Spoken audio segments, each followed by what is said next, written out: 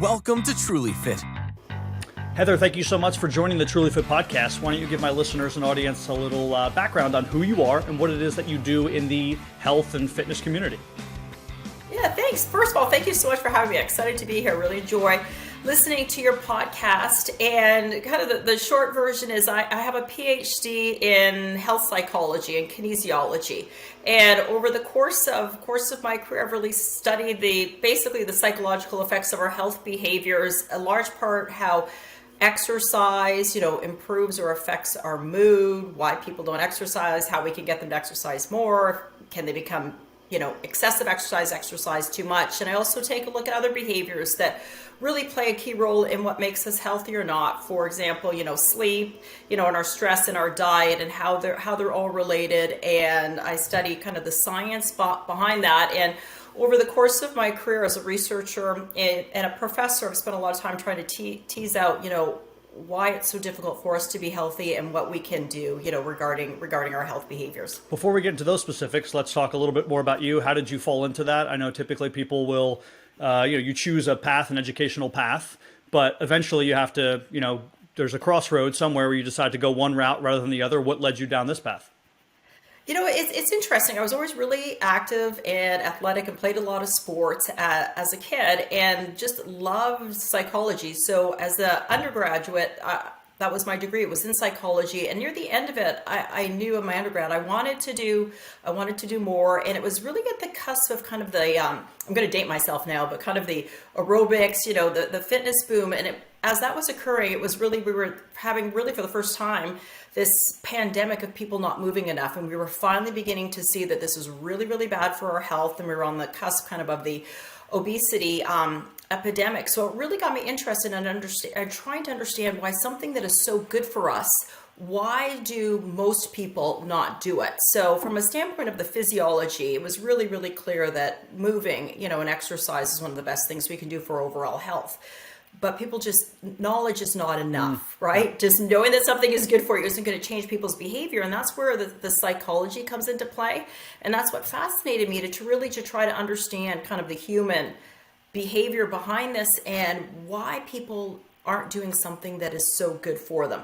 So then, to continue to study it, it's really a specialized field. And when I got into it, it was a really young field. And I was lucky to be able to get into a Ph.D. program where I could focus on, what we called at this point, the psychology of exercise or exercise psychology. And then we would began to branch out in other behaviors. So that's really, how I came into it. And I just love the science of it. I've always been someone who's been fascinated with human behavior and watching people and trying to understand why people do certain things or don't do other things. And one of the things that kind of drove me is I wanted to know what the science actually says about this stuff, just not your intuition, about it. Sure. And I think it's really good on you, though, to be working more in the general population sense. When I hear about the mixture between, let's say, sports and psychology and these sorts of things, I always think about how athletes get that 1% better, right? That's what you think about, like, oh, there's a sports psychologist or there's somebody who's looking about psychology and fitness and health, and they want to get people that 1% better, but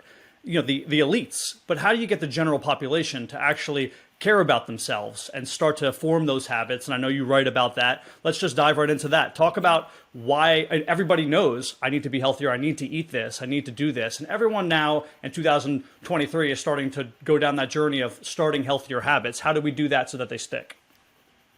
Right. And if I knew, the one thing that could get people to stick to something, I would be extremely rich. And our challenge is we're people, and people are complex. We're creatures of habit, but unfortunately we often have the wrong habits, and we don't set ourselves up for success, and we try just to do too much all at once. Like, think about now where we're kind of hitting about the middle of January. So I would venture a guess that many people that are listening probably set New Year's resolutions, and the question is how many, have really stuck to them. Oftentimes we just try to do too much all at once, and it's oftentimes these just small little habit changes that if you stick to for a couple months, then it will actually become that habit, and then you can add something else onto it. I tell people, if you want to, and one of the common, New Year's resolutions that people say are, I want to lose weight. Sure. I want to I want to exercise more and I want to eat healthy. Those are kind of the top three. And somebody will come in and then try to just completely change their entire diet. And it's just not realistic for people to really be for long term sticking to a really strict diet. I often tell people, why don't you add something healthy to your diet as opposed to taking something away, because then you will not begin to feel deprived. Yeah, that addition by subtraction or subtraction by addition seems to be something that a lot of really good, let's say, registered dietitians and nutritionists say. You start to add the healthy food in, and then you're not going to be as full, so then you're less likely to eat that unhealthy food. And I give my clients the same advice: don't go 0 to 60. You wouldn't do that in any other area of your life. If you weren't saving money, you wouldn't start saying, I'm going to take my entire paycheck and put it to my savings account. No, you'd save 5%, you'd save 10%, and then you'd work up and then start to save more. So that is a great point. Now, you talk a lot about a journaling. I can tell you that I don't journal. I've heard from very successful people, it's an important part of their day. How do you start the process of journaling? How does one sit down? You just buy a journal and start writing? Is there at least a little bit of a methodology in how one does this? You know what? And that's one of, I think, the beauties of journaling is there's no one set way to do it. You need to pick what's going to work for you. For some people, it may be actually using their cell phone and actually, journaling and typing on there. There's many different apps that people can get, but you want to get something that's going to help you and pick what you want to focus on. Sometimes people try to be extremely broad, and there's many different types of journaling. Sometimes it's just what we call like the free writing, where you just open up, a journal and you'll literally just start to write your thoughts and your feelings down. And the science is pretty clear. Just actually doing that is therapeutic and has health benefits. But there's a lot of journals out there that we call are guided or prompted journals, and you could go and buy many of these, and they will focus on different kind of health aspects that people want to focus on. So for example, there's food journaling, where and you can Google and find a food journal where you actually will track very simply what you've eaten, let's say for breakfast, lunch, dinner, your snacks, how you felt about it. And the sole fact of just doing that and just tracking what you're eating tends to lead to weight loss. There's been some fascinating studies showing that if that's the only thing that people do and they don't even think that they're changing what they're eating, the fact of them, cognitively writing down what they're eating actually then creates this awareness and leads to behavior change. So there's food journaling. What's really, really popular right now is gratitude journaling, and expressing gratitude for a couple things every day. And that's as simple as waking up in the morning and writing down 3 things or one thing that you're thankful for. You could do it in the morning, you could do it at lunch, in the evening, whatever you want. But we do know that the kind of this process of expressing gratitude actually improves people's behavior and actually makes them healthier and more productive over the course of the day. So I think for people, it's really taking a look at what are their health goals. Maybe they want to improve their sleep. So they want to begin to maybe track their sleep, when they go to bed, what is their nighttime routine, how many times do they wake up in the morning? And then over time, they can begin to see a pattern and say, well, if I drink, coffee at 4 p.m., then that's going to throw off my nighttime sleep. So there's many different things you can, journal about your exercise. So it's really picking something that you want to focus on and begin to do it. And what I encourage people to do to set themselves up for success is try to pick a specific time during the day that you're going to be able to do it, where you have a couple of minutes. Maybe it's first thing in the morning, maybe it's right before you go to bed. And many people will say, well, how long do I need to do this before it becomes a habit? And the science has shown that it's around 2 months time. If you're to do it consistently, then it will become a habit. But there's big variability because we're all different and unique. So it can range from anywhere. For some people, if they do it consistently and journal for about 15 days, it becomes a habit. Other people, it takes over 250 days. So the point is, you really want to stick to it. And then people say, well, I forgot a day or I forgot 2 days to do it. I might as well forget it and not start until, next January 1st. I tell people, no, if you miss a day or 2 or 3, that's fine. You want to just pick back up when you left off. Try to set yourself up for success and pick something small that you want to journal about. There were so many great points there. I want to come back to sort of the adherence factor and how you talked about you should make sure that you're journaling in the way that's best for you. If you're doing something that feels like a task, you're likely to let it go and not do it anymore, right? So by the fact that you make the journaling process somewhat fun or easy for you or likable, you're more likely to adhere you're more, and then if you're more likely to adhere, you're more likely to be consistent. If you're more likely to be consistent, you're more likely to pick up that habit. So you don't want to be the person who says, okay, I'm going to make this a task. I hate this, but I'm going to do this. Find a way in which journaling is fun for you. And then also to go back to what you said before, we have an amnesia, natural amnesia for lack of a better term, and we forget what we ate, just like we forget what we spent. So, a financial planner will tell you the same thing as like a registered dietitian. Unless you write down your food, you're going to think, oh, this is what I ate on Monday, but there's probably one or two things that you forgot about. So that's another really good reason to write things down, just so that we can't really lie to ourselves and we have an accurate depiction of what we've been eating or exercising, what we've been doing. Yeah, it's an excellent point. And we tend to underestimate how much we actually eat. So it's really important, when you start this, food journaling process, to try to be as accurate as possible. And if you do it right after you eat a meal, it's going to be a lot better than if you wait till the next day to try to remember what you ate the day before. Journaling seems to be something that is instilled in us when we're really young. I don't know a person who hasn't journaled at some point between the ages of like 6 and 10, and then it just falls off. I don't know exactly why that is, where maybe we're busy or it becomes like the not cool thing to do. But do you think the kids should just start journaling and then parents should kind of push it and just let them continue their journaling process throughout life? I think that's a great point, and I think it's a great activity that parents can do with their kids. It only takes a couple minutes, a day to do it, and they can both journal.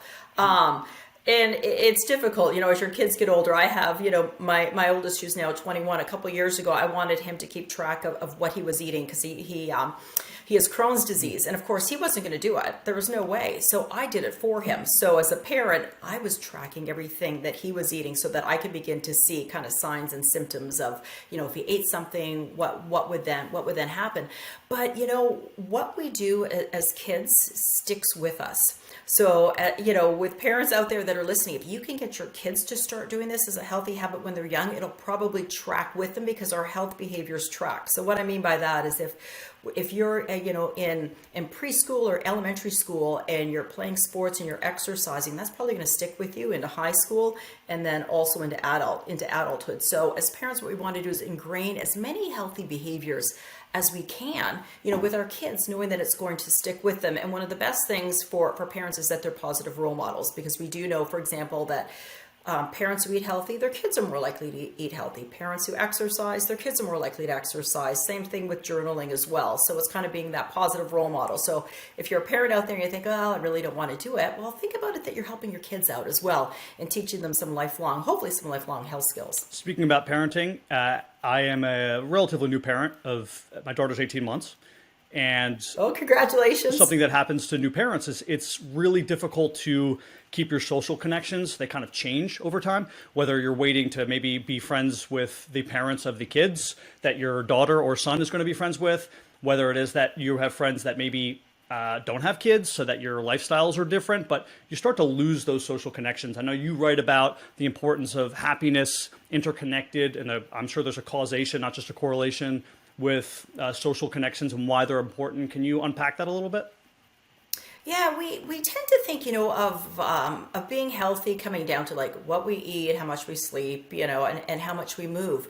But one of the most important things for overall health are what we call our social connections. So people, let's say your close family and friends, but it also can be acquaintances that you meet during the day. Like, let's say it's the person who makes your coffee every day at, the Starbucks, or a colleague that maybe you see passing through the hall. And we're social beings, and we need to be socially connected. It's really clear that people who feel lonely and feel socially isolated, it's one of the worst things for their overall health. So to put it into perspective, an interesting study kind of equated finding that being socially isolated and lonely had the same health effect as smoking 15 cigarettes a day. So if that can kind of put it in perspective, and some studies have found that people who report that they're socially isolated and lonely tend to live upwards of 8 years less than someone who is not. So it's one of these things in our life, like our social relationships change over time, right? When we're kids, it's easy. We're in school and we've got our friends. And as we get older, it becomes different, right? Maybe it's your work friends. Maybe you're hanging out more with your kids, but you're at a tough time, right? With a toddler.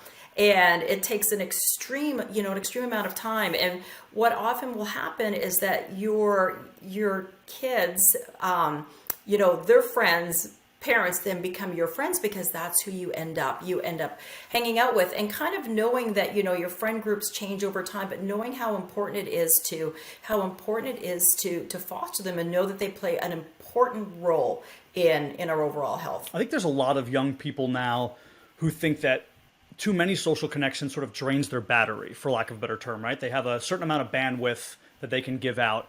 And if they have too much going on, they have too many friends, they have too many parents, they have to go visit these people, they have to do this, that it's sort of exhausting. But I guess what they don't think about, sort of maybe like a cognitive dissonance thing, is they're like, yeah, I really want to just be home doing nothing, watching TV, doing this. But it sort of sets a downward spiral where you continue to find reasons to not go out, to not do things, and then you find yourself depressed and do that. So like, do you think it's just a sign of the times, because we have so much more TV and Netflix and all these things active, that people are just less likely to build these social connections? Well, I think we have this, false belief that, TV and social media automatically equals social connections. Yeah. And we do know that the more time that somebody spends on social media, the less healthy they are, and the more socially isolated they are. Not to say that it doesn't play a role, and it's not, it's not important, but it's not the end all be all for our overall health. And not everybody is this extreme extrovert life of the party, and that is a-okay. To be socially connected doesn't mean that you need to go to a bar and stay out there until 2 a.m. and talk to everybody that you see. You can be socially connected with just one close person, and maybe that's talking to them on the phone or seeing them a couple times a week. So people need to do what is going to work for them, but to know that even like these casual connections and just saying hi to someone, if you're out, like let's say walking your dog and stuff, those are social connections as well. We are social beings and we do need them, but know kind of what people's limits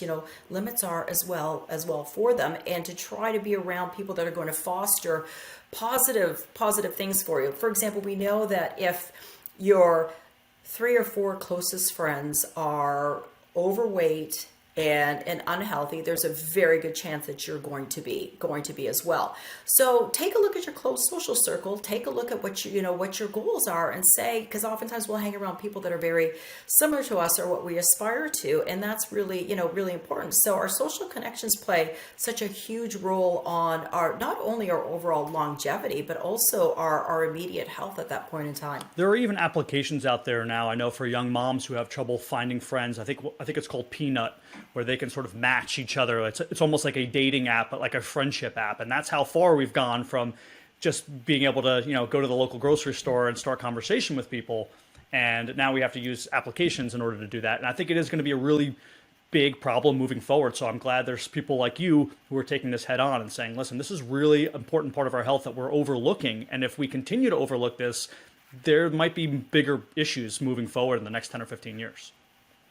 Yeah, I really do agree. We spend, I think, we love our phones, for example, and I know I do this as well. If I'm standing in line for something, the first thing I do is I pull out my phone and, I don't know, scroll through social media or check my email or my text, as opposed to talking to the person, beside me in line, which is what I would have done, 5 years ago. So as much as we, love our phones, we do need to put them away and make time for social connections. I think about yesterday, I was lecturing at the university, and as the students are coming in, the first thing they do, they find their seat, they sit down, they pull out their phone, and they don't talk to anybody beside them. And I asked them at the beginning of the lecture, I said, how many of you guys know anybody in the class? And none of them knew anybody, but yet they're all in the same major, because nobody takes the time to introduce themselves and and talk. And I said, we're going to put our phones away for, you can put them away for the next hour and 15 minutes, and we're going to actually interact with one another. And you can kind of see like oh my gosh, this is really what we're going to be doing. But it's really, it's important, it's important for us to do that. Yeah, think about all the social skills I learned as a young kid, having to, let's say, walk down the street, knock on the door of a friend, open the door, and it's the parent, and I have to say, hey, Mrs. Johnson, can Mikey come out to play, right? Or even call them on their landline and say, by the way, if you do this, if no one's watching this right now, I have my pinky to my mouth and my other to my ear. kids don't even know what this is anymore. They do this because they don't understand that a phone used to look like this. But you used to have to call the house line, and if the older sister picked up or the father picked up, you'd have to present yourself, like you were a friend of the family, and talk to the father first, and then ask to talk to your friend. They don't have to do that anymore, right? They're just instant messaging online. They're avoiding a lot of those social interactions, and I think there will be a day of reckoning, for lack of a better term. And I hope that people find a way around this. And I think the research coming out, things like you're talking about, is probably going to ignite a spark under parents like myself to say, you know what, we need to change how our kid interacts, because we don't want them falling down a spiral path of not only unhappiness, but unhealthiness. Yeah, I agree. You bring up some excellent points. One of the things I challenge people to do when you're having dinner, put your phone away. Don't even have it on the table, even if it's turned upside down and you can't see it. There's nothing positive, even with the mere presence of having your phone. It's going to be negative, especially at meal times. So I challenge people, put your phones away during a meal. It only has to be 10 minutes long, and actually have conversations, with people around the table, in particular, your kids and your family members. And it'll make a huge difference in, how much, first of all, you enjoy the meal, and then just connecting with people. Yeah, and you have a 50-50 chance of whatever you're opening up not being a happy message. I was just on vacation, just got back from vacation from Miami, and my wife happened to open up a message. She's a physician, and it was a message that she didn't want to see, but it was her fault. She was on vacation. Nobody needed her. She didn't need to open up that message, but then that, could potentially ruin the next few hours of your vacation. So, if you want to be present in the moment, which is a part of happiness, like not thinking about the future, not always thinking about the past, but being present in the moment, looking at your phone is not a great way.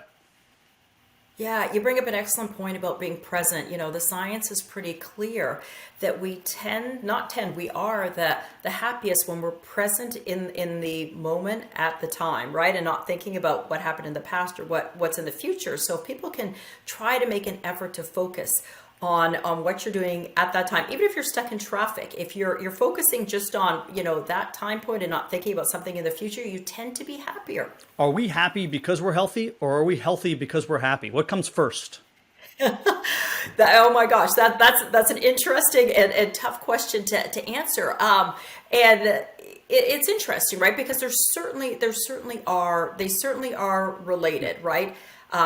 Healthier people tend to be happier. Happier people tend to be healthier. But the question is, what comes first? Is really difficult, honestly, from a science perspective to tease them. But they're very much, right? They're very much related. So we do know, for example, people that tend to be regular exercisers, let's say eat healthy and get a good night's sleep, are also going to report, obviously, that they're happier, that they're more productive, that they're in a better mood during the day, that they're less stressed. So all of these things are so related, all of our behaviors. So think about it at night. If you don't get a good night's sleep, the next day pretty much guarantees you're going to be in a worse mood. You're not going to be as productive. You're not going to eat as well. So it's all related and kind of this vicious cycle. But I think for people to realize that, okay, I know I didn't get a good night's sleep, so I'm going to have to, bring on my A game today to make sure that, I try to eat as healthy as possible, be productive, maybe take that nap, and do those types of things that you need to set yourself up for success.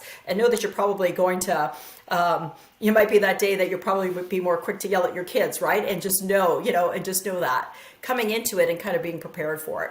Yeah, I think people also have a really bad sense of their, I guess you would call it, their baseline level, whatever their baseline is. They think they're operating at, say, 90 or 100% because they only know what they know, right? I've been sleeping 6.5 hours a night, drinking the 300 milligrams of caffeine in the morning, and I think that is my normal because they're not doing the right things. They're not eating healthy. They're not sleeping 9 hours. They're not having a little bit less caffeine in the morning. So they only know what they know for, I sort of don't like that phrase, but, it is what it is. You only know what you know. But it is the truth. They only know what they know. And it's, for me, a hard part is, and I'm sure a lot of personal trainers and people in the health and fitness industry, is convincing the clients you can feel better. You think you're at optimal levels here, but you're not at optimal levels. And we have to you have to understand that we're going to get this engine running faster and more efficient if you just take a step back, build a healthy habit slow, and do the right things. Yeah, exactly. Excellent point. So tell me a little bit more. I want to go back to journaling because I'm really intrigued about this process here.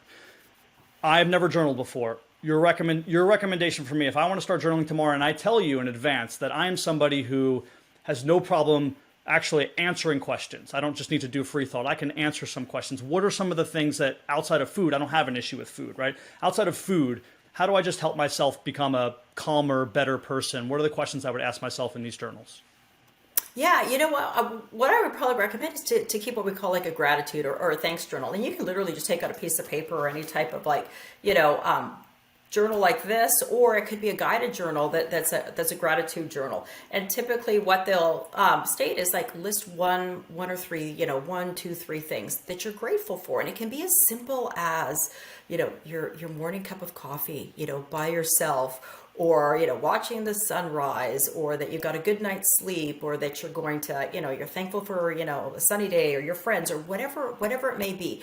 And it honestly, it seems so simplistic to do that, and really it is, but the health benefits of it tend to be quite impressive, and that only takes a few minutes each day to do. So I would almost start with that, because it's very simple, very easy to do. Kind of pick a time during the day when you can do it. Maybe it's while you're waiting for your morning cup of coffee to get ready, and you've got a couple minutes, and that's when you do it, and you kind of begin to get into that habit. And believe it or not, it kind of resets your day. It kind of puts you in that positive mind frame when you're thinking about things that you're grateful for, as opposed to things that are stressing you out, or all the bad things that potentially did happen or could happen. Another one that for people who experience a lot of stress, I say, write your worries away. So when you wake up in the morning, write out what you're stressed about and a couple of like little bullet points about what you can do to prepare for it. And the whole fact of doing that will put you in a better mind frame and get you better prepared for that. And then at the end of the day, kind of, reflect on how stressed was I really? Let's say you have a big presentation that you have to do. And then think back on what you did to help it out. Because we live in an environment where we're constantly stressed about different things. And that's okay, because stress plays an important role in our overall health, but too much stress is not good. So we need to prepare ourselves for the stress that we're going to experience in the day as well. That's great information. And people do tend to sort of repress and push down all of the anxiety instead of addressing it up front. And by writing it down, you have no choice but to see it on the paper, kind of read it, let it get into your brain and say, let me deal with this here and now, because I'm going to have to run into this in 2 hours or 2 days. Right. And when we're talking about journaling, and I did say, you can use your phone or your device. We do know that the sole fact of like the old fashioned paper and pencil process of writing down is actually better for you than typing or using your phone. And there's a few reasons why, but it provides deeper processing for us, and we really think through what we're going to write more than if we're typing it out. So I do encourage people to go back to the old-fashioned way of using a pen and paper if they can for journaling. So you do research; it's part of what you do. Is there a particular research fact that you were just blown away? Whether it's happiness specifically, whether it has to do with journaling or social connections, any research fact that you thought, "Wow, I couldn't believe this." It's interesting. Over the course of my career, I started out really focusing on exercise and how we needed to exercise, and it needed to be, vigorous. We really needed to get our heart rate up to see, all these types of positive benefits on our mood and our sleep. And over the last about 15 years, and we're really seeing kind of this shift that, yes, movement is really important and exercise is really important, but our light activities that we do during the day, and even the simple fact of standing, are important health behavior. So what I mean by that is most people don't enjoy going to the gym, and they don't do it. They don't like vigorous physical activity, and then they feel like a failure because they haven't been able to do this. And what I tell people is, the things that we do throughout the day, the walking is extremely important. The light activity and standing have significant health benefits for us. And one of the things that struck me most was fidgeting, these small movements that some of us do more than others, tends to be looked at as a negative behavior. Like maybe it's associated, for example, with not paying attention, or with being bored, and something that we shouldn't do because we should be sitting crisscross applesauce and being really, really still. But there's a fascinating kind of research, and it's scattered among many different disciplines. So it's hard to kind of pull it all together, showing that fidgeting is actually a health behavior. There was one really interesting study, it was a longitudinal study, that found that people who were classified as high fidgeters actually ended up living longer than people who were not. And there's actually fidgeting. People will burn a significant amount of calories during the day. It can help people, focus and pay attention as well. And it's a type of movement. So I think we villainize fidgeting, and fidgeting, I do really believe is an important type of, movement that we do that can have a lot of health benefits associated with it. I also think, to go back to your first point, we conflate health and vanity. I talk about this a lot. So people say, I don't like to go to the gym. Well, a lot of the gym stuff could be purely vanity based. People say, I don't look good, I don't feel good. That doesn't mean you're not healthy, right? If we check your lipid panels and your liver enzymes and all the lab stats, you might be as healthier than the guy who goes to the gym every single day, but he has big biceps, so you assume that he's healthier. So I think, that's sort of what I push, is not to conflate health and vanity necessarily. You can go on walks every single day and eat healthy and be healthier than the guy who's lifting every day, but also not taking care of his body in the other ways. Right. And you bring up such a good point, right? We're such a visual society, and we take a look at someone and almost instantly, and we do this, whether it's a conscious or conscious level, size them up to determine, what we think about them and their, and their overall health. And we tend to feel, if you ask people, what's the ideal physique for men, people will say it's extremely lean and almost hypermuscular.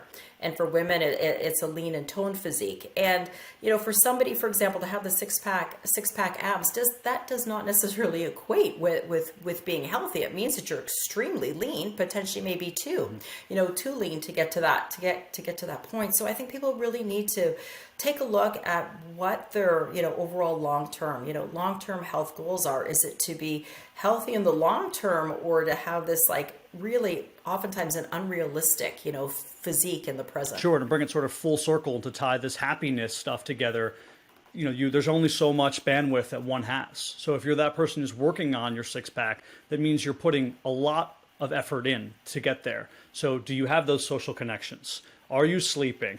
Are you journaling? Are you meditating? Probably not, right? It's really difficult unless you're maybe a single, very rich male or female on your own. But if you have kids, if you have family, if you have other obligations, it's really difficult to have everything, right? You have to put a few eggs in all the baskets to make sure that you're happy. And I think that's something that people don't really think about. Yeah, you bring up an excellent point, with what are we going to spend our time on? And, everyone says, I'm so busy and I just don't have the time for certain things. And what I tell people is, well, combine together, right? So we need to be connected with people. So why not, meet your friends, and instead of going for a coffee, why don't you go for a walk with them? And I do this, when I used to be in the office a lot, I would actually keep a pair of running shoes underneath my desk.